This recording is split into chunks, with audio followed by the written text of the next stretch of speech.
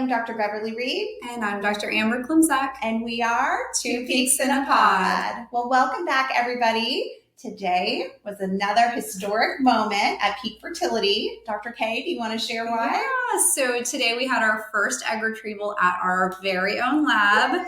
Now we built from the ground up, and we have been perfecting for the last few months, getting everything absolutely perfect. Yes. And today, finally, it all came together. Oh, it's been amazing. And we should give the other lab that we've been working out a shout out, IVFMD. So Peak Fertility has been open actually since February 1st of 2023. And we have been doing plenty of IVF, egg retrievals and embryo transfers, but we've been actually using somebody else's lab, which we are so appreciative for. They have a great lab, but we've also been working this whole time to build our own lab, and we are just so excited. I will say it did take a while because we are so picky. Yes. We were not going to start until everything was absolutely perfect. So yes. She was so good. And we had the sweetest patient, and everyone did such a good job. Yes. And guys, I'm telling you, Dr. K, we talked about this with her transfer she did before. She has the smoothest hands again. Most beautiful retrieval I've ever seen. She's got the best hands. So, it's a good team. It's a good team. It's all about the teamwork. Yes. So we thought this would maybe be a good podcast to talk about how to prepare for an egg retrieval. And of course, I always like to throw in a little celebrity bit. So I was going to show you a little TikTok that Tara Lipinski posted. We're going to talk about Tara Lipinski here. But this is her coming out of an egg retrieval. I got 13 eggs. I was hoping for 16. So I feel like I could have done better, but 13's okay. My uterus, I'm confused what he said, but we're good. So maybe one of these guys will be our baby. She's so cute. And she has a little text when you're coming out of an egg retrieval, high as a kite. And you're talking, you kind of know what's happening, you kind of don't. So is she Olympian? Right? Yes. Okay, she's the Olympian. Yes, Tara Lipinski. So I think she's the youngest figure skater to have ever won an Olympic medal, which is amazing. Okay, but isn't it funny how she's speaking about herself even with her performance on the egg retrieval? She's like, I could have done better. I should have gotten 16, but I got 13. Oh my gosh, like, what an Olympian. That's right. She should have had her card, like a 9.9. Yeah. Yes, very true. But I really appreciate it because recently she's come out with her own podcast about her fertility journey. She's been really open on social media about all that she's gone through. And so I do really appreciate when celebrities are open about this because it just creates awareness. It helps our patients not to feel as alone. And so I thought this could be maybe a good chance for us to talk about how to prepare for an egg retrieval and what that process is like. Yeah, absolutely. So I think this is a pretty common question that I get just even the days leading up to the egg retrieval. What should you be doing? What should you not be doing? Are there any restrictions? So I guess we could kind of start with, what should you not be doing? Yes. And you know what is actually so interesting too is I think you and I probably have different restrictions and I've seen lots of different fertility doctors have different restrictions. The funniest one to me was one of my mentors back at UT Southwestern. And his restrictions were this. If the patient asked, can I do this? The answer was always no. Why? It doesn't matter because he was kind of like, if you're concerned, I'm concerned. No. Okay. Yeah. So it would even be like, can I swim in a pool? Nope. The chemicals may cause a problem or, this and that. So I will say I'm pretty strict, but I'm not that strict.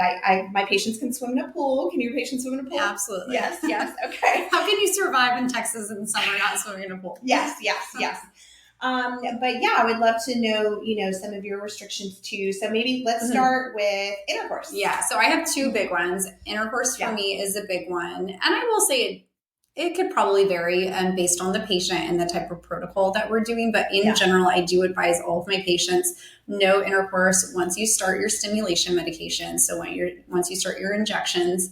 And really the thought there is that we are having you develop multiple follicles, which each have an egg in them. And at the end of it, you're going to have an egg retrieval and hopefully we get all of those eggs out. But there is a small chance that you actually ovulate or drop multiple eggs, even though you're having an egg retrieval. And if you have intercourse, that means multiple babies. And that's definitely not what we want. We don't want to go through the whole process of IVF and then ultimately end up with a really complicated multiple baby pregnancy. That's not ideal. So that's the reasoning behind no intercourse. But I do have certain situations where I may be more lenient about it. Yeah. I don't know how you feel. Yeah, I think I've kind of gone back and forth throughout the years as well. And I will say, though, that what I started doing more recently is I say, look, when you're first starting the injections, I know that those follicles are so small that they're not going to ovulate yet. But I'm also keeping in mind that sperm can live in the body for up to 5 days. Yeah, right. So I thought, you know what? Maybe the first, 4 to 5 days of your stimulation, I'll say, okay, that's fine. But then after that, I say it's good to hold off at that point.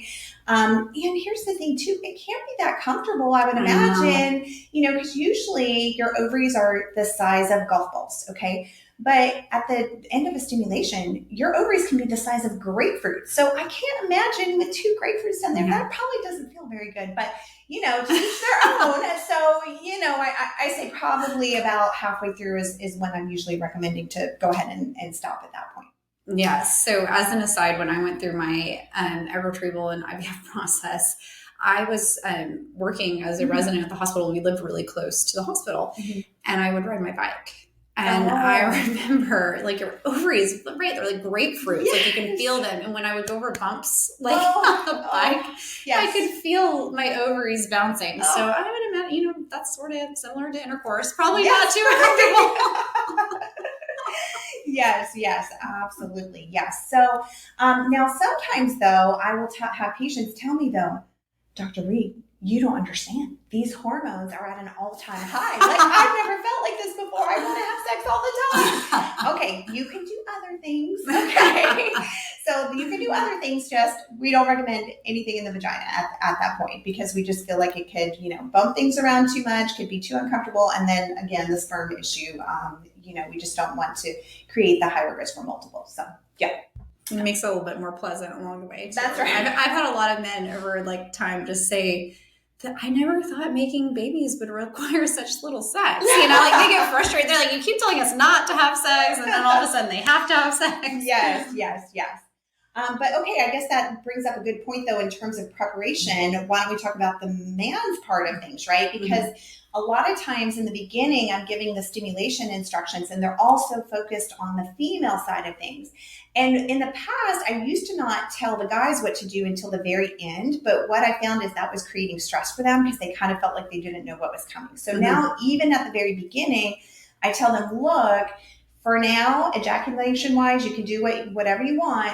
But the night of the trigger injection, which is usually 2 days before the retrieval, we ask the male partner to ejaculate the sperm and then abstain until the time of retrieval. Is that the same kind of recommendation you give? Yeah, I know you do your patients the trigger instructions that way. I think it's actually a really nice way to do it. I previously have just always talked about not going too long or too short. And so I kind of let them do whatever they feel necessary. I have some guys that insist they need a longer amount of time or shorter. Yeah. Do you have guys that say that? I don't know. Well, not many guys, but I will tell you, I have a patient right now. I'm going to do her retrieval tomorrow, where her partner has very few sperm. And so I did actually consult with the embryologist about it, because we had a look at one of his samples, and I said, hey, do you think in his case we should ask for a longer abstinence period? And they said, yeah, why don't we go for 4 days for him instead of the original 2. So I think there's always exceptions to individual cases, but I think for my average patient, it's usually the 2 days. So. Yeah, I think it's a nice interval, and it's a good time period. I can kind of anticipate too if I know I'm getting close to trigger. I usually let them go a little bit longer. Yeah.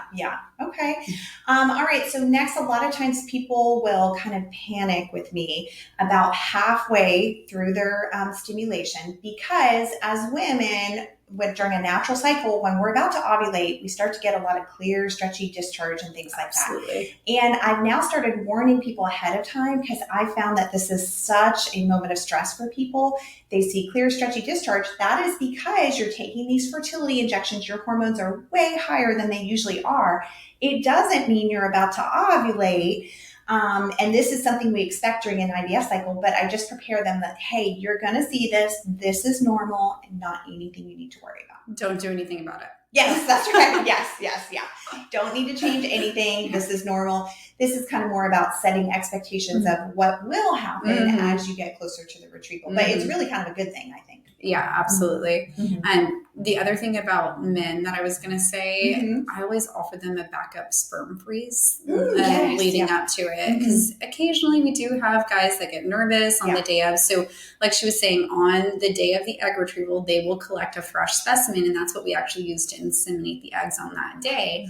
So it's a lot of pressure on a guy to perform on that day. So leading up to it, they can come in, freeze some sperm, just knowing that they have it as a backup. I feel like they do a lot better. Yes. Yeah, I think that's great. I've been actually prior places too where they even require to have a backup sample frozen. And more recent years or other places I've been, they say they leave it kind of more optional to the patient because it can create additional cost too. And so some patients may say, hey, it's not going to be a problem. Don't worry about it. Whereas other patients are like, oh, I don't want to take the chance. So absolutely. What about diet? Diet-wise, I'm not very strict with them. Okay. I bet you are. I feel like it's such a stressor to go through IVF. Yeah. I feel like they should be able to kind of enjoy the things that they normally enjoy. Do you restrict? I don't think I'm really strict overall, but a lot of times people ask me, what are the best foods to eat and everything? And so I do usually recommend the Mediterranean diet, really trying to incorporate that healthy seafood and lean protein and veggies and a little bit of fruit, and then just really trying to avoid processed foods and high-fat meats and sugar and simple carbohydrates and everything. But the exception to that is everybody always talks about French fries. Oh, yeah, that's true. French fries? Yes. Okay. And I just had a patient this week. Well, I guess is it for egg retrieval or transfer? They've been doing it for both. Okay. But I think it actually originated from the retrieval part. And then I think, honestly, people got a little confused and started doing it for the transfer part too. Because I think the concept is that, whenever your hormones are really high, some women may be more prone to getting what's called hyperstimulation syndrome. And with hyperstimulation syndrome, you can get fluid that kind of builds up in the pelvis. It can make you feel really bloated and everything. And so a way to pull that fluid back into the blood vessels where it should be is to have salty foods. And what's nice and salty? French fries. And so I think the original recommendation was probably like, oh, eat some French fries like around the time of your retrieval or after.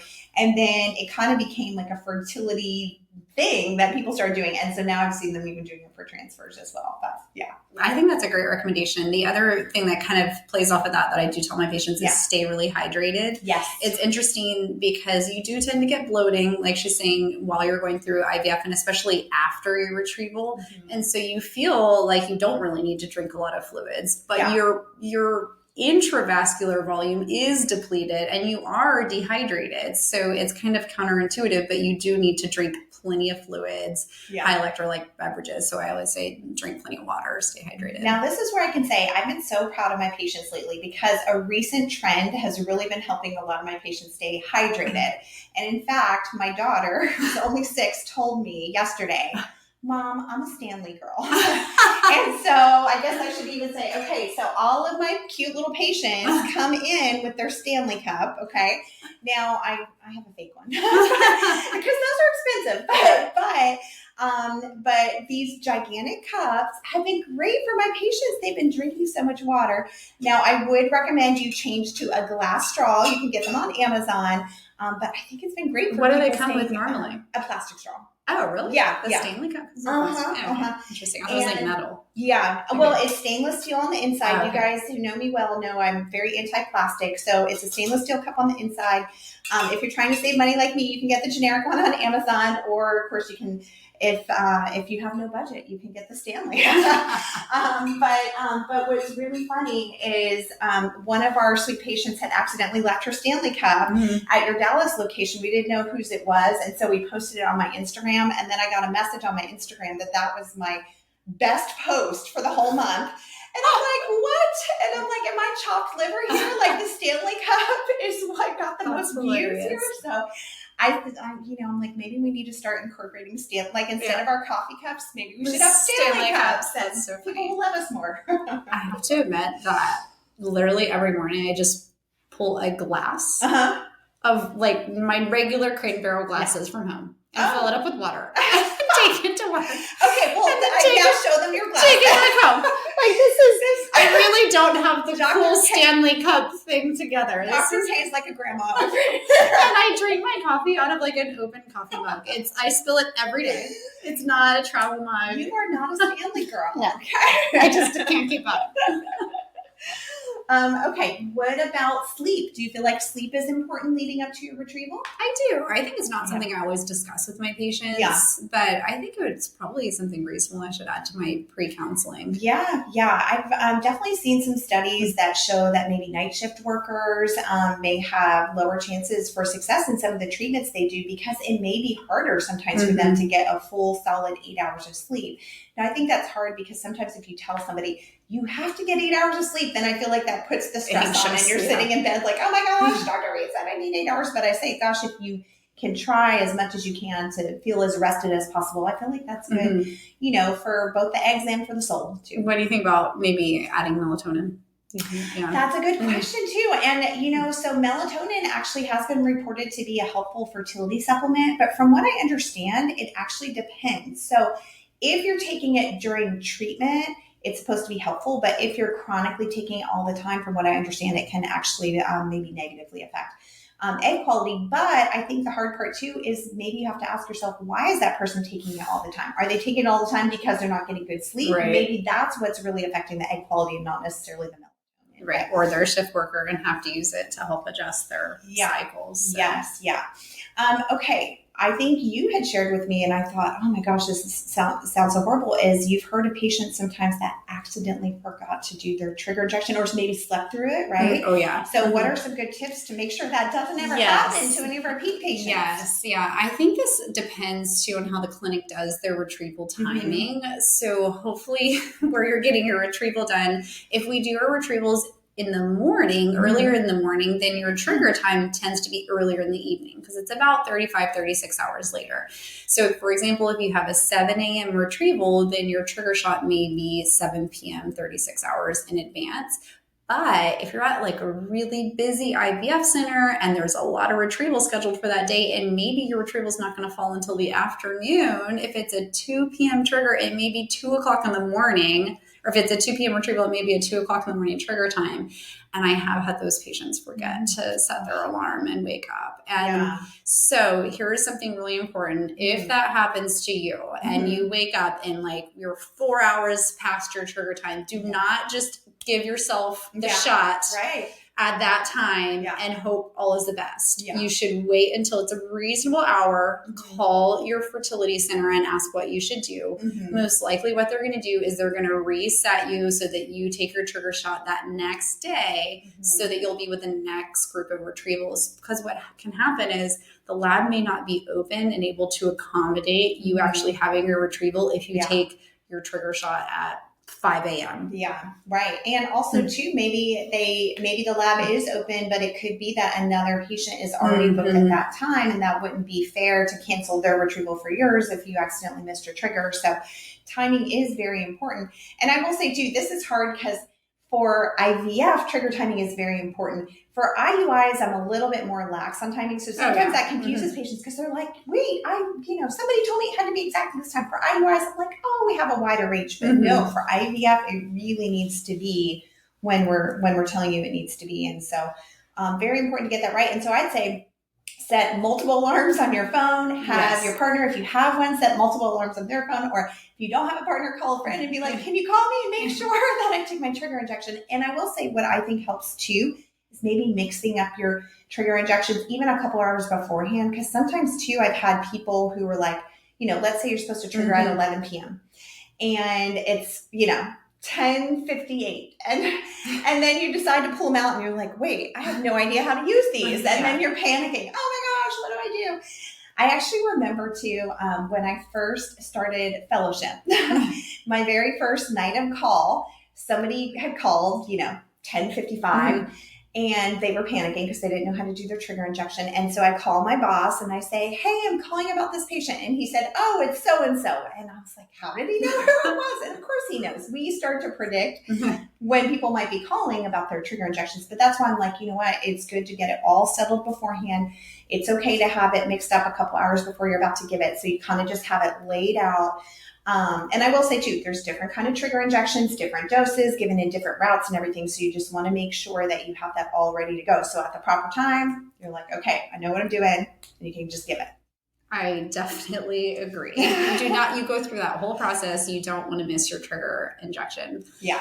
The other piece of advice that I usually give my patients leading up to camera, we already talked about this, exercise. Yes. Oh, this is a good one. Mm-hmm. So I do, and it depends on, some patients are really into exercising, right? Yeah. Oh, and it's devastating to them to hear, well, you can't exercise while you're taking your injections. So I give them a little bit more leeway. But in general, once your ovaries really start growing those follicles, your ovaries are going to get big. And the problem is, if you do vigorous exercise, like jumping up and down, high intensity, some of you out there like to roll tires around and, these things I don't understand and I'm not capable of, that can actually cause what we call ovarian torsion, where the ovary turns on itself and occludes the blood vessels. And it's a surgical emergency because you don't want your ovary to go without blood flow for too long of a period of time.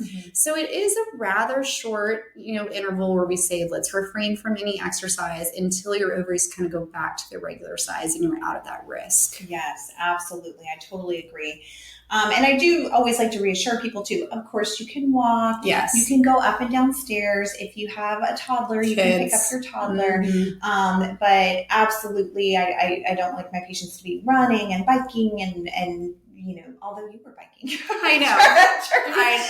It was transportation. And see, that's why you shouldn't bike, because it was painful for you. But to really try to avoid that. And I do even remember one of my friends, she was addicted to running. Running can be very addictive. Ran her whole IVF. Even after she was running, she got a hemoperitoneum.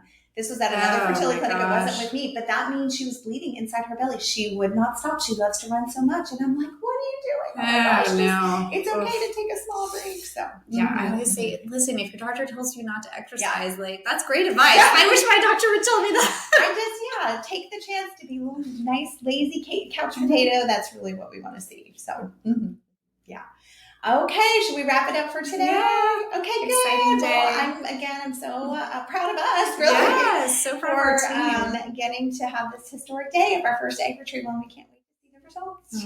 All right. Thank you guys. See you all next time.